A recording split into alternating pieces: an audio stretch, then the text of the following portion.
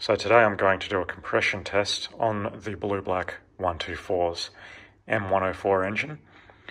I had a compression tester that only has a hose, and it started spinning on the crimped on connector at the spark plug hole end and almost caused me to have a heart attack when I could not remove it after testing one cylinder. So I immediately went online and started looking for something that had a metal tube like this. There's really not many options out there.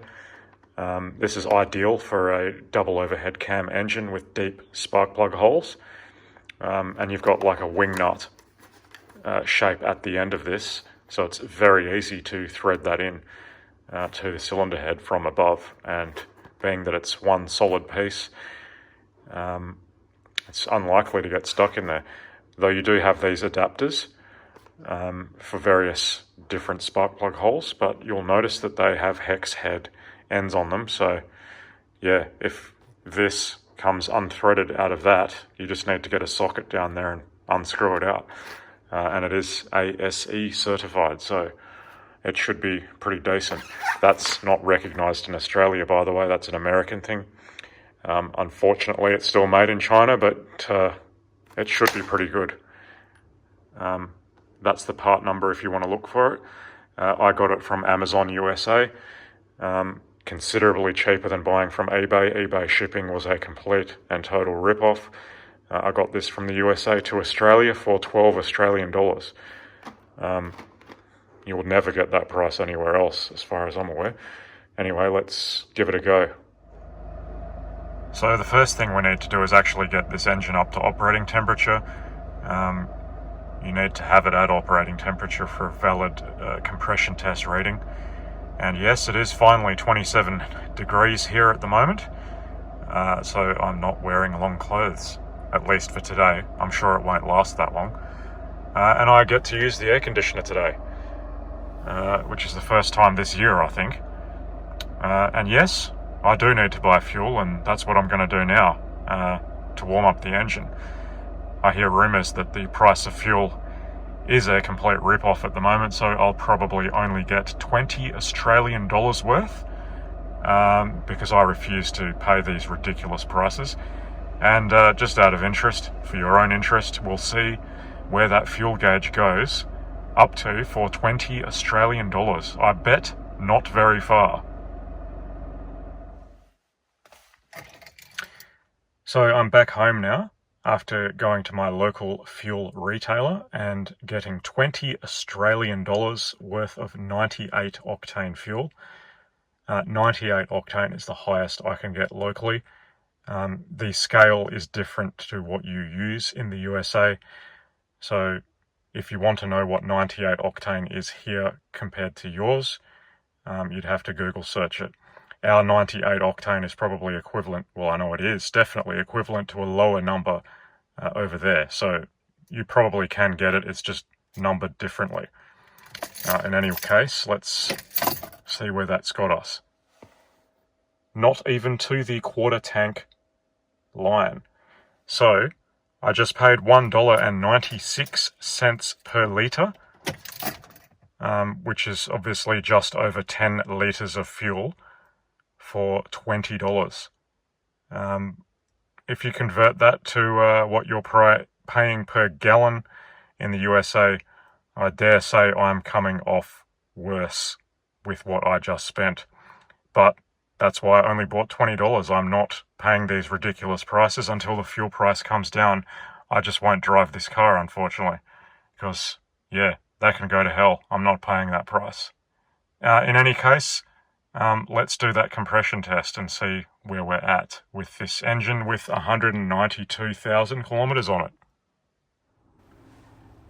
So the 6 spark plugs all look pretty damn good after taking the car for a drive and letting it warm up.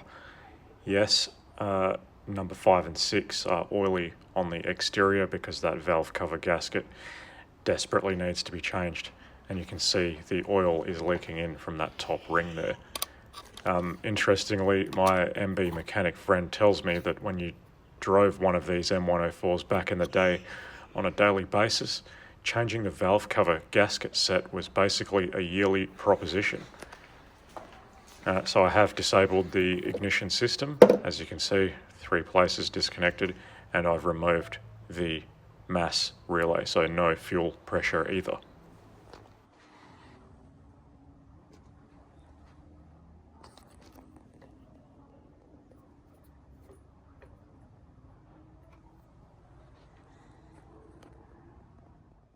I'm liking this thing already.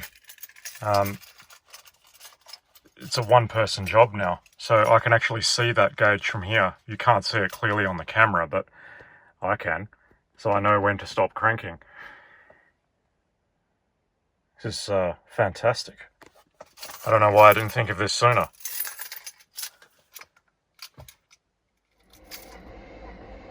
Fantastic.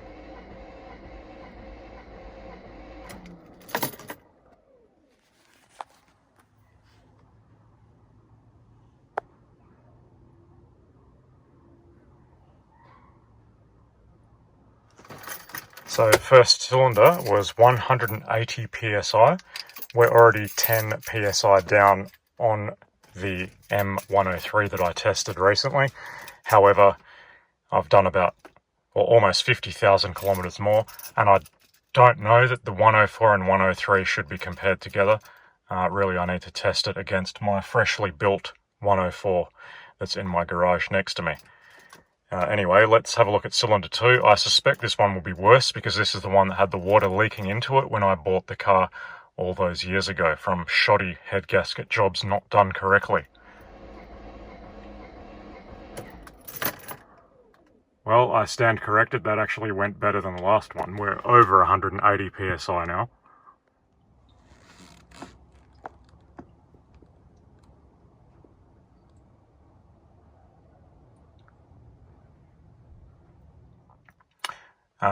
Yeah, so cylinder 2 was a little over 195 psi, which is a bit more impressive. I wish it was a bit more even with cylinder 1, but let's have a look how 3 is going.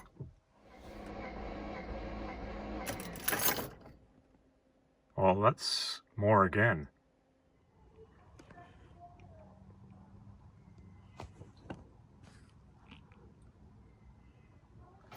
So that's interesting. Cylinder 3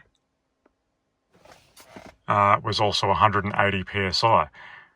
So the cylinder that had the water leaking into it and smoothed off cross-hatching when I had this head off, so far is the one with the highest compression. I got no explanation for that. Let's have a look how cylinder 4 is doing. Okay, that's more than the last one, but I can't see it clearly from here. We'll go have a look at it.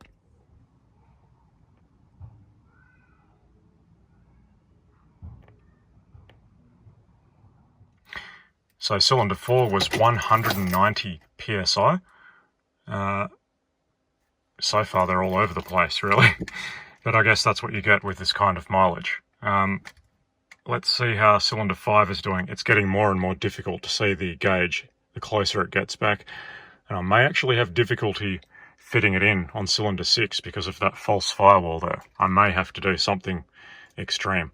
Anyway, let's see what this one is. Okay, we might have another record breaker. Let's go have a look at that.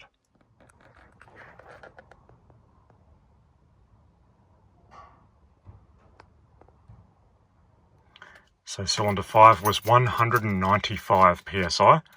We're onto the final cylinder now. This one is ridiculously difficult to see, but I should still be able to see it. If I moved the wiper out the way, I probably would see it even better. Let's give that a go.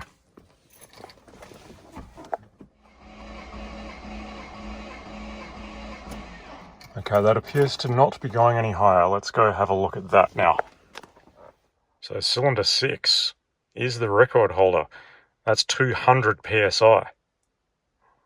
I'm going to have to do some maths here and see if these variations are actually within spec.